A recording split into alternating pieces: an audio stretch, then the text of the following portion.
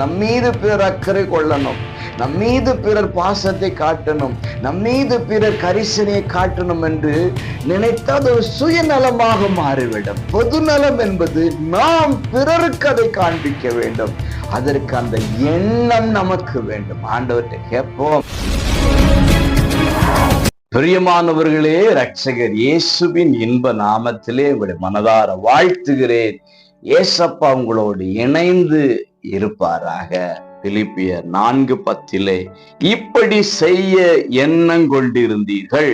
எப்படி என்றால் விசாரிக்க வேண்டும் என்கிற எண்ணம் கொண்டிருந்தீர்கள். அன்புக்குரியவர்களே, நம்முடைய எண்ணங்களிலே, நம்முடைய சிந்தனைகளிலே பிறரை குறித்த ஒரு கரிசனை, பிறரை விசாரிக்க வேண்டும் என்கிற எண்ணம் முதலாவது கடந்து வர வேண்டும். விசாரிப்பது, கரிசனை கொள்வது, அக்கறை கொள்வது அது சடனாக வருகிற ஒரு காரியம் அல்ல.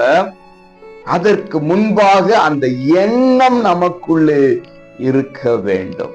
இன்றைக்கு நம்முடைய எண்ணங்களிலே பிறரை குறித்த ஒரு கரிசனை இருக்க வேண்டும். சிலுவையிலே கர்த்தராகிய இயேசு பிறரை நினைத்ததுனாலதான் முதல் விண்ணப்பமாக இவர்களை மன்னியும் என்று சொன்னார். நம்மீது பிறர் பாசத்தை காட்டணும், நம்மீது பிறர் கரிசனையை காட்டணும் என்று நினைத்தால் ஒரு சுயநலமாக மாறிவிடும். பொதுநலம் என்பது நாம் பிறருக்கு அதை காண்பிக்க வேண்டும்.